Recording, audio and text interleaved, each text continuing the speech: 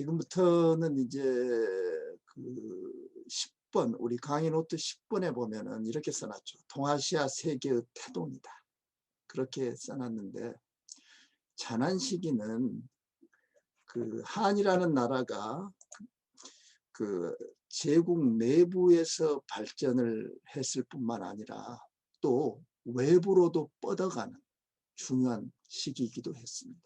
그래서 어떤 학자들은 어떤 면에서 동아시아 세계가 태동하는 시기라고 보기도 합니다. 동아시아라는 그런 세계가 구축되고, 일본 역시도 중국의 영향을 받기 시작하고, 그 변경 지역에 있었던 여러 지역들, 나름대로 자기들만의 독자적인 정체성을 유지하고 있었던 여러 세력들이 한에 편입되기도 하고, 한의 영향을 직접적으로 받기도 하고, 그런 시기이고, 그것은 바로 한무제 시기의 정복을 통해서 이루어집니다.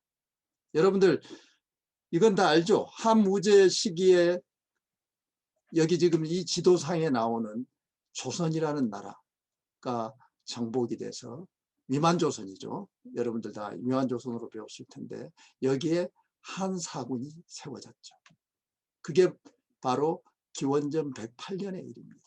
그런데 여러분들은 지금 그 조선하고 한의 관계만 그 생각하는 경향이 강한데, 이 내가 지금 동그라미 쳐놓은 지역이 조선하고 비슷한 양상으로 한에 편입되는 그런 아주 중요한 그 어떤 역사적인 그 맥락이 한무제 시기에 이렇게 이제 그 자리를 잡고 일어나기 시작합니다. 그러니까 우리가 그 강의에서도 그 지난 시간에 강조했듯이 한무제 시에 그 한의 내부 문제가 상당히 정리되고, 그동안 어떤 축적한 자기들의 그 축적한 힘을 바탕으로 중국 지역이 그 중원이나 자기들이 다스리고 있던 중심 지역을 넘어서서 그 바깥 지역에 있는 민족들 혹은 뭐 나라들에 대한 대대적인 정복을 실시합니다. 그게 이제 여러분들 그 한이 가장 골치를 썩었던 뭐 적이라고, 강적이라고 얘기할 수 있는 흉노라는 세력은 누구나 다 알고 있죠. 대체로 흉노하고의 전쟁을 한 119년 정도에 마무리합니다.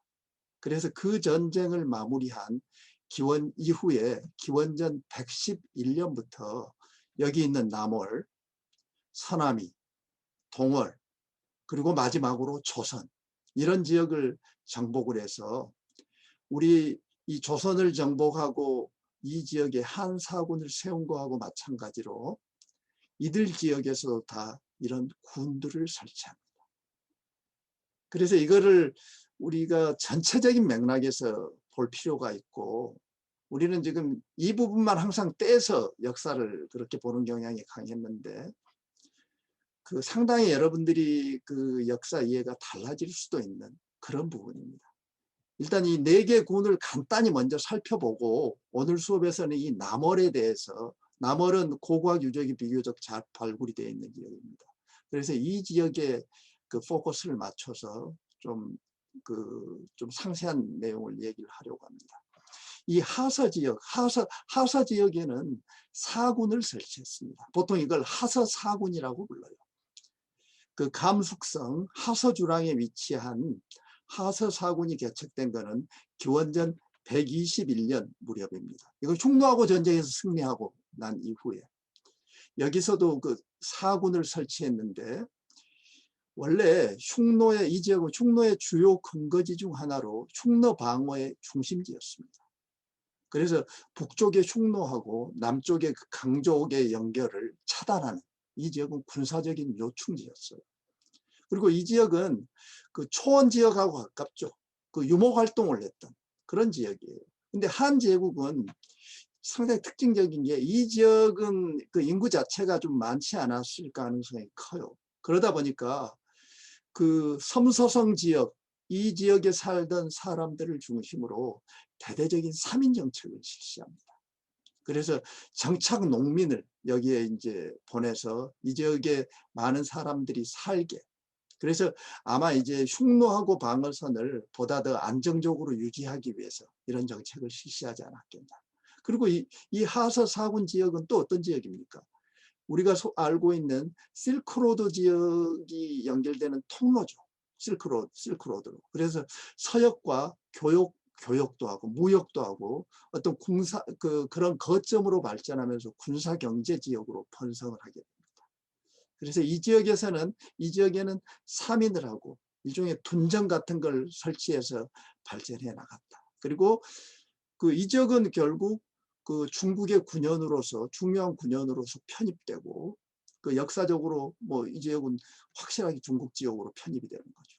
그리고 우리가 알고 있는 지금 여러 지역을 이렇게 외부 외곽 지역을 정복한 지역 중에서 어떤 지역은 현재의 중국, 또 어떤 지역은 중국 바깥으로 놓여 있는 그런 차이점이 존재합니다. 두 번째, 이 서남이 지역인데요.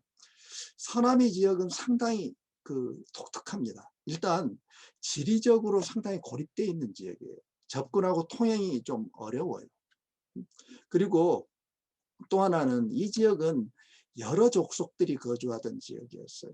그래서 한 군현이 설치되기 이전까지 여기 하서 지역이나 남월, 조선 뭐 이런 지역같이 통일된 국가 수준의 권력기구, 예를 들면 흉노라든지 월남이라든지 조선 이런 게 성립하지 않았던 지역이에요. 수십 개 이상으로 분절된 음락을 이루고 있었다는 그런 특징이 있습니다. 그래서 이 지역에도 몇 개 군을 세우고 중국이 군현제도를 실시해 나가지만은 사실 이 지역은 전면적인 군현 통치는 이루어지지 않았다고 보는 게 일반적입니다. 여러 족속들이 나눠져 있고 너무 멀기도 하고.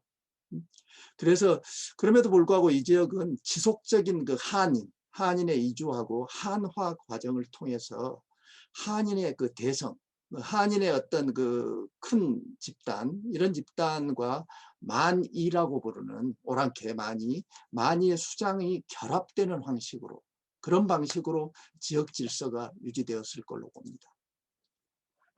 그리고 동월 지역은요, 동월 지역은 지금 여기 절강성, 저장성, 후젠성, 복건성 이 지역 일대에 존재했던 나라 혹은 족속이라고 얘기할 수 있을 텐데, 이들은 춘추시대 월나라의 월나라 왕 구천의 후예를 자청합니다. 그렇지만 그건 뭐 알 수 없는 얘기고, 이들이 지금 서남이 지역하고 조금 비슷한 점은 여러 다른 종족으로 구성되어 있었다는 얘기입니다. 그리고 전한 해제 시기에 192년, 기원전 192년에 이 지역의 통치자를 동해왕으로 봉합니다. 동해왕으로 봉해요. 그렇지만은 일종의 이제 동해왕으로 이렇게 된 거는 일종의 외신이 됐다고도 할 수 있고, 한나라 조정 밖의 제후국이다 이렇게도 또 보기도 합니다. 그렇지만은 이들이 발전을 하다가 기원전 111년에 동월왕이 한나라의 반기를 들어요. 그래서 이 지역은 무제의 침략을 받고 기원전 111년에 멸망을 하고 한나라 군현에 편입이 됩니다.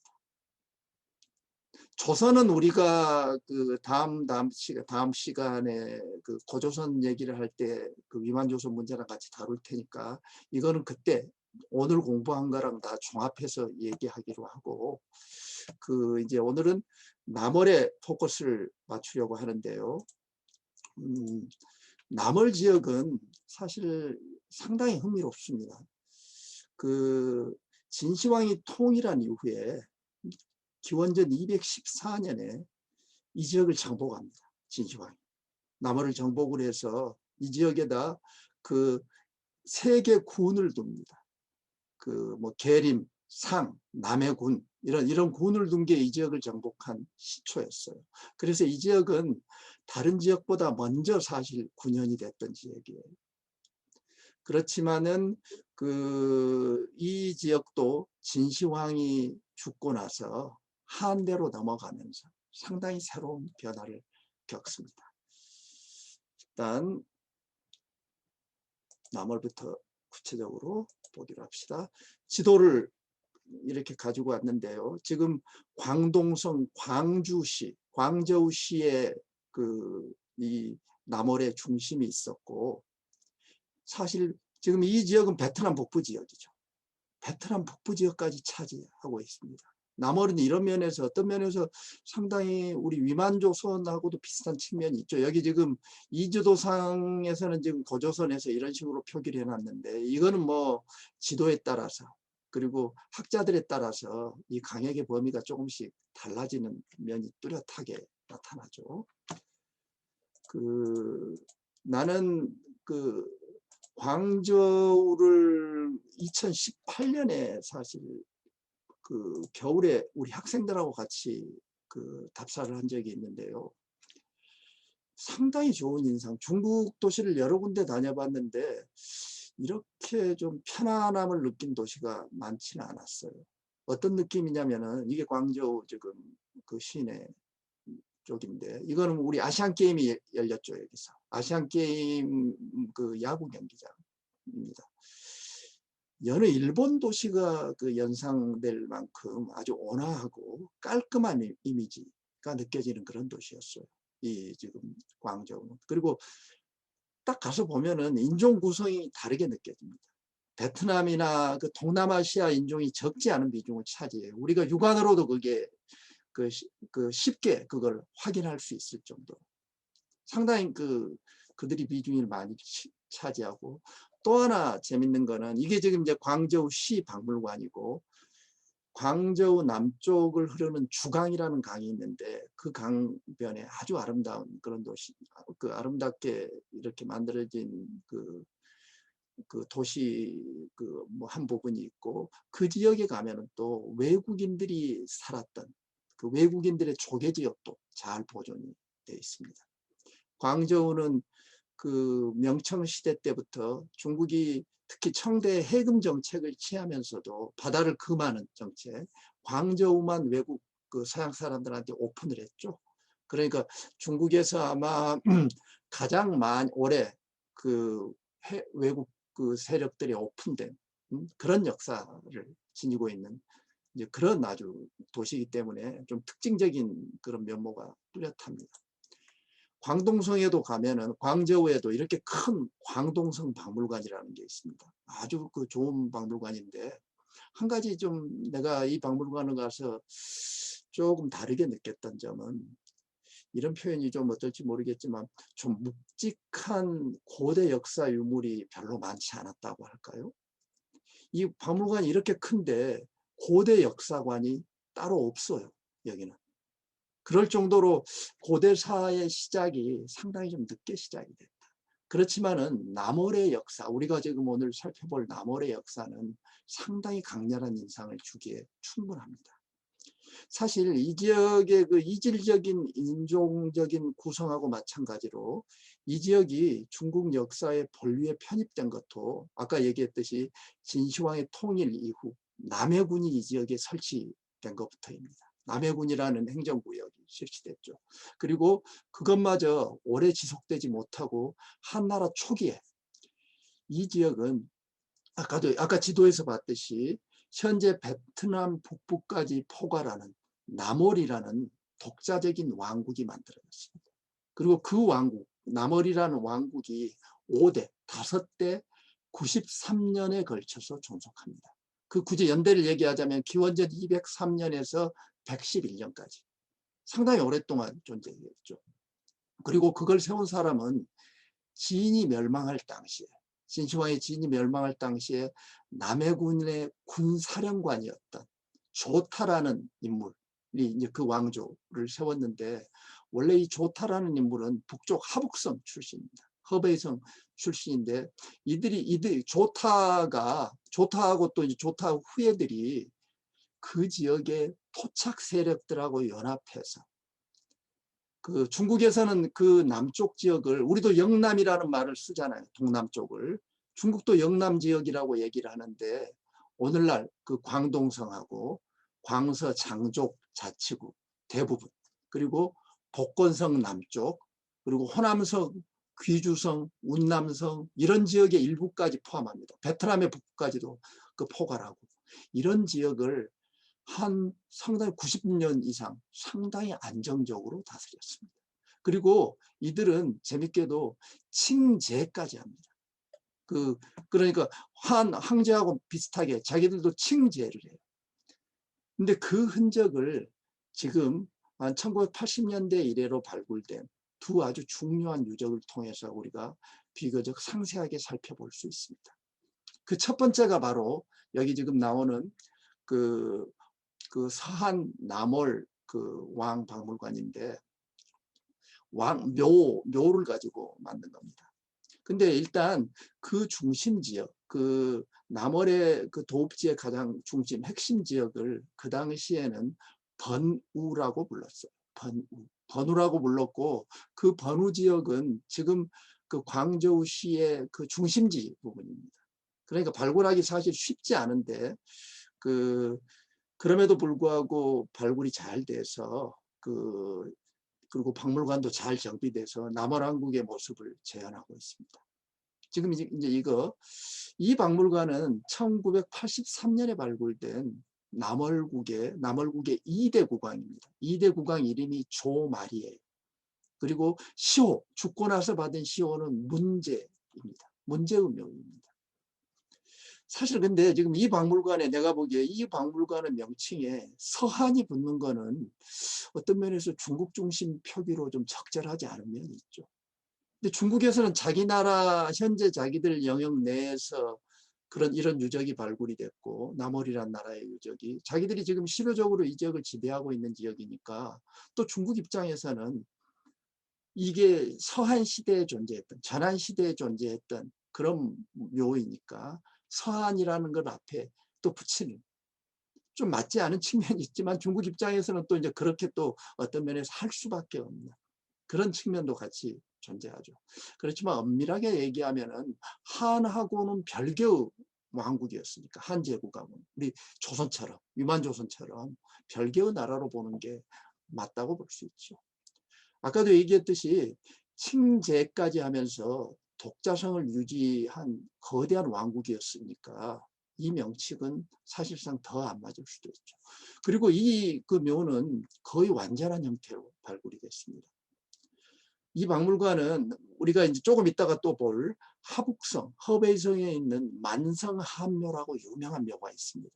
그 바위산을 뚫어서 만든 그 한무제의 그 서형, 배다른 형인 유승이라는 사람의 묘인데 그 묘하고 구조가 상당히 유사합니다. 이 지금 대체로 어떤 모습이 이게 이제 박물관 들어가는 입구인데 박물관이 두 파트로 나눠져 있습니다. 하나는 묘를 그대로 묘 그대로 복원한 부분입니다. 묘를 재현한 부분. 그리고 또 하나는 그 유물 대부분을 전시해 놓은 그 유물관 두 부분으로 나눠요. 우리 지난번에 공부했던 전국시대 공부하면서 봤던 중산왕릉이나 또 증후울묘 같은 경우 묘가 이미 구획이 만들어져 있었고 그러한 모습들이 진시황릉을 통해서 확실히 더 구체화되는 양상을 여러분들 다 확인했죠. 이 묘도 마찬가지입니다. 상당히 나름대로 복잡한 구조를 갖추고 있어요. 동이실이라는 건 뭐냐면은 이거는 묘의 입구 부분 양쪽으로 들어가자마자 양쪽으로 이렇게 뿔룩 푹 들어가게 만들어서 거기다가 어떤 중요한 유물들을 놔뒀던 그런 부분. 여기는 전실, 앞에 이제 의뢰 같은 거 지내는 전실이 있었고 동쪽에도 방이 있고 또 서쪽에도 방이 있습니다. 묘가. 그리고 마지막 침실은 이 뒷부분에 있습니다. 여기서 내가 이걸 보면서 사진을 좀 찍어보려고 했는데 이 구조 자체가 사진 찍기가 참 어려운 구조더라고요. 그래서 여기 사진을 찍는 건 포기하고 거기 설명서 사진을 찍었어요. 그 묘도 부분에서 이제 이렇게 들어가는 부분에 이렇게 기물들을 놔뒀고 이거는 전실 부분, 앞에 의뢰 지내는 공간 그런 부분에서 또 이제 이런 것들이 발견이 됐고 그리고 이게 이제 오른쪽 들어가자마자 오른쪽으로 푹 들어간 동이 이게 이제 우리식으로 얘기하면 동쪽 귀에 해당하는 뿔룩 나와 있으니까 그런 부분인데 여기 이렇게 청동기들이 많이 부장이 되어 있었습니다. 악기까지도 많았고 이것도 역시 서쪽 그 부분인데 여기도 청동기가 많이 부장이 되어 있어요. 많은 유물들이 나왔습니다. 그래서 그 박물관에 가면은 전시가 상당히 잘 돼 있어요. 여기서 한 가지 흥미로운 거는 이 지금 인장입니다. 일종의 옥새 같은 거예요. 금인, 이건 금인이라고 부르는데 금으로 만들어져 있고 이런 모습이에요. 위에서 찍으면. 그리고 여기 지금 뭐라고 써져 있냐면 문제행세라고 써져 있어요. 가랭자, 옥새할 때 그 세자. 문제는 그 사후에 죽고 난 이후에 이 사람이 문제라는 그 시호를 받고 아마 이거는 부장용으로 만들어 놓은 게 아닌가 싶어요. 그 문제 생시의 문제라고 썼을 가능성은 낮거든요. 이거는 시호일 거니까 죽었을 때 부장용으로 이런 걸 만들지 않았는가. 그리고 어떤 식으로든지 형식적으로라도 이들이 칭제했으면 알 수 있죠. 그리고 그 다음에 나오는 게 이건 이제 부절. 중국 그 왕조들에서도 사용했던 이거는 어떤 왕의 명령을 전할 때 부절을 가지고 와서 두 개 맞춰서 이건 확실히 왕이 보내준 명이라는 걸 입증하기 위해서 하는 그런 부절들. 그리고 많은 청동기가 발견이 되어 있는데요. 내가 보기에 여러 면에서 여기 나온 유물들이 인상적이었는데 내 눈을 가장 끈 거는 이런 부장품들 중에서 청동기의 조합이었어요.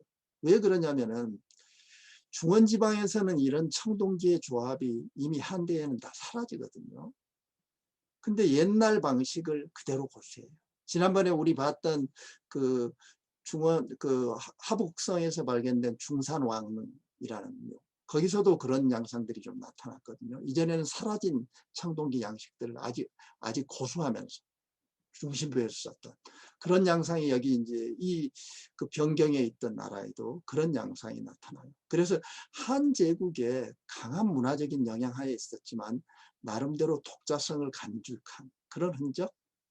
그리고 묘의 규모도 역시 남월 왕국의 위상을 보여주기에 충분합니다. 여기 보세요. 이거는 유리죠. 이미 유리로 만든 잔들을 여기 사용을 하고, 사실 더 흥미로운 사실은 여기 나타나는 이건 지금 동영상입니다. 동영상이 조금 흐릿한데 이 문제의 시신 조말이라는 사람의 시신을 어떻게 그 관에다가 장치를 해서 집어넣는지 그걸 보여주는 건데 이게 아마 한 3분, 3, 4분 되는데 내가 이거는 지금 영어로 말 설명 부분을 최대한 하여튼 여러분들이 이해를 돕기 위해서 소리는 내지 않게 하고 내가 한번 이건 그림을 보고 이걸 그대로 번역해서 그렇게 이제 얘기를 한번 해보겠습니다. 자, 이건 한번 가만히 있어요. 소리를 킬까요? 그래도 소리 공유를 소리를 약하게 해서 소리 공유하고 그렇게 들어보겠습니다. 자, 한무제 시기인 기원전 112년에 남월의 두 번째 왕 조말이 병으로 죽었습니다. 대구구 중심부에서 멀리 떨어진 왕국의 왕은 어떻게 붙였을까요? 남월 왕릉은 돌을 층층이 쌓아서 만들었고 묘주의 관은 두 층으로 이루어졌습니다. 옥과 함께 묻히는 게 정교한 고대 장례 제도의 중요한 부분이었습니다. 남월 왕의 보석과 옥 매장은 특이했습니다.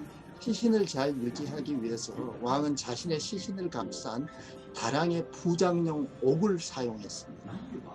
남월 왕은 옥으로 된 수의를 입었습니다.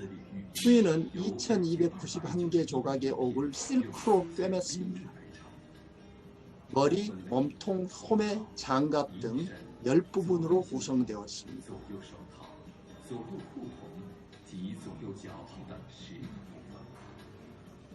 머리 아래에 실크로 감싼 진주 베개가 있었습니다. 잠깐만요. 그리고 왕의 입에서 진주 꾸러미가 발견되었습니다. 진주로 만든 꾸러미가 고대 이것을 판한이라고 불렀습니다. 그리고 그 왕의 마스크 위에 정교한 옥장식 2개가 놓여 있었는데요. 그것은 용과 불사조, 피닉스 문양이 새겨진 옥벽이었습니다. 이 2옥 장식은 실크로 감싸 있었는데 금박 8개가 거기에 입혀져 있었습니다.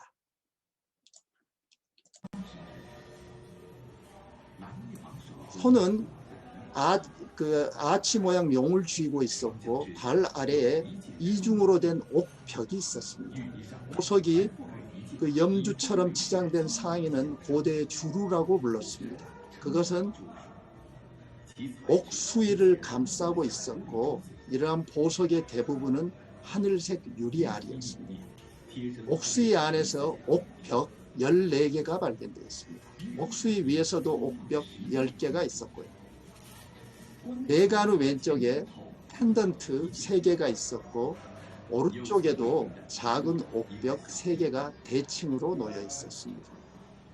위 아래에는 큰 옥벽 5개가 있었습니다.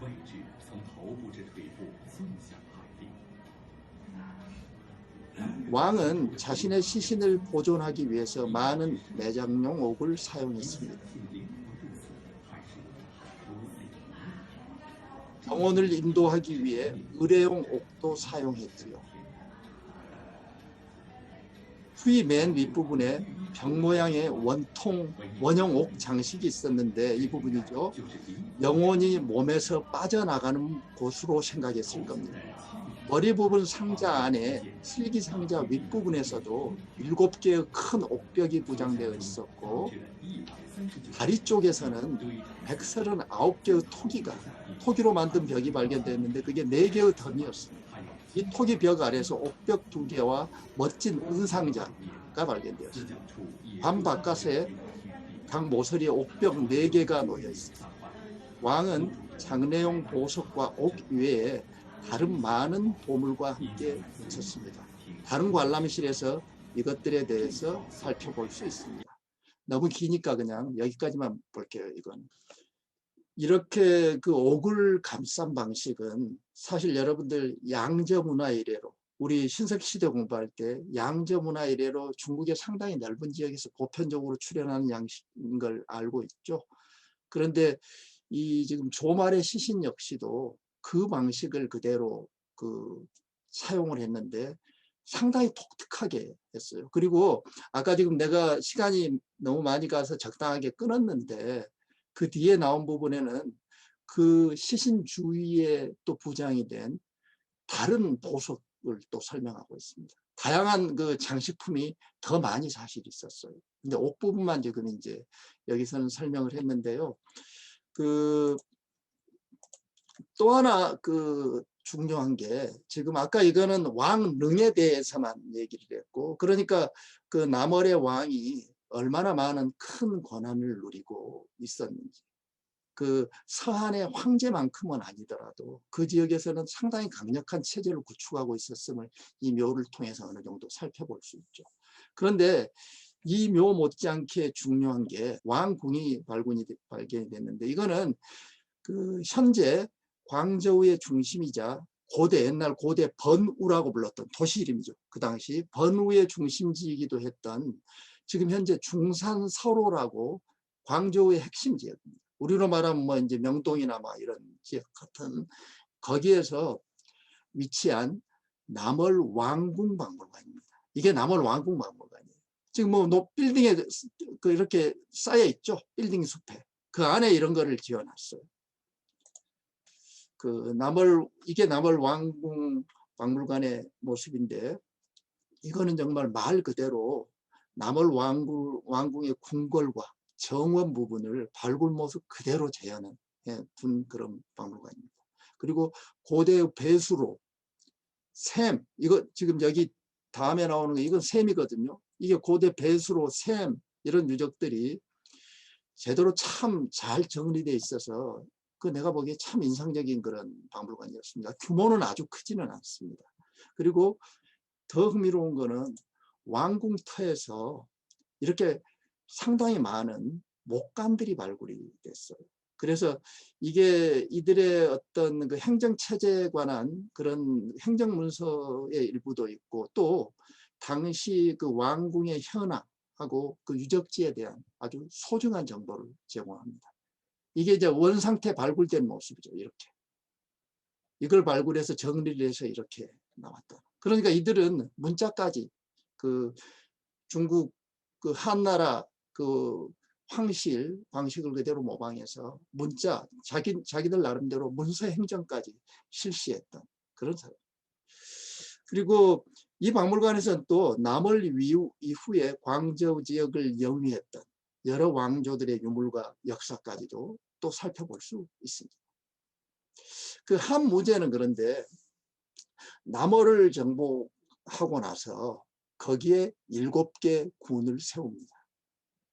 근데 재밌는 거는 그 7개 군 중에서 4개는 지금 현재 중국 지역에 속해 있고 3개는 베트남 지역에 속해 있습니다. 그 당시 7군이 상당히 규모가 컸고, 이 남월이란 나라는 원래 상당한 인구를 가지고 있었던 그런 나라였던 것 같은데요. 기원 2년에 그 AD 2년에 한서지리지에 나오는 AD 2년의 인구조사에 따르면은 이 7개군, 이 지금 남월을 정복하고 세운 7개군의 인구가 한 137만, 거의 한 140만 가까이 됩니다. 그러니까 그 당시 인구로서는 상당히 큰 나라라고 볼 수 있고, 한무제는 또 이 남월을 정복한 직후인 기원전 110년에 천하의 안정을 의미하는 일종의 그 봉선의식이라는 큰 의례를 행합니다. 이 봉선의식은 뭐냐면은 한 황제가 내가 이제 천하를 완전히 안정시켰습니다 하고 하늘의 제사를, 태산이라는 산에 가서 산동성에 있는 큰 제사를 지내는 그런 그 굉장히 큰 행위인데, 역대 우리 지금 중국 역사에서 이 봉선제를 올린 황제가 몇 명 안 됩니다. 한무제, 뭐 후왕 강무제, 그리고 아마 뭐 당태종 정도, 그리고 아마 뭐 청대 가서 뭐 걸륭제나 뭐 이런 사람 정도. 근데 어찌됐든 한무제가 남월을 멸망하자마자 천하가 이제 안정됐다는 걸 하늘에 고하는 그 봉선제를 올렸다는 거죠. 그리고 이제 그때 그 해부터 이렇게 씁니다. 연호를 원봉으로 바꿉니다. 봉은 봉선제를 지냈다는 거, 원은 봉선제를 지낸 원년이라는 얘기겠죠. 그리고 그 110년의 봉선제를 지내고 나서 그 다음 해에 뭐를 했을까요? 여러분들 다 아는 위만조선을 정복하기 시작합니다. 그리고 그 지역을 정복하고 나서 108년에 정복을 하죠. 정복하는데 시간이 좀 걸리고, 거기는 한사군을 설치했죠. 우리는 다 아는 대로. 그렇지만은 낭랑만 명맥을 한 400년 정도 유지했죠. 낭랑만. 어떤 면에서 우리가 현재 지금 대한민국이라는 정체성을 유지하고 있는 핵심 이유가 내가 보기에는 이 차이에서 비롯되었는지도 모르겠습니다. 그게 이유가 뭔지는 모르겠습니다. 그리고 대체로 한국 역사학자들은 남월하고 위만조선을 동일한 위상을 지닌 국가로 보고, 그 남월에서 사실 그런 구체적인 연구는 한국에 크게 이루어지지 않습니다. 남월만 다른 연구는 내가 보기에 한국에서는 아직까지 찾아보지를 못했어요. 그렇지만은 남월을 공부하면은 위만조선에 대해서도 조금 알 수 있겠구나 하는 그런 생각을 가지고 있고, 어떤 사람들은 이렇게도 생각할 수 있겠죠. 위만의 묘가 만약 어디선가 발굴이 된다면 아까 남월왕 이 묘 같은 게 아닐까.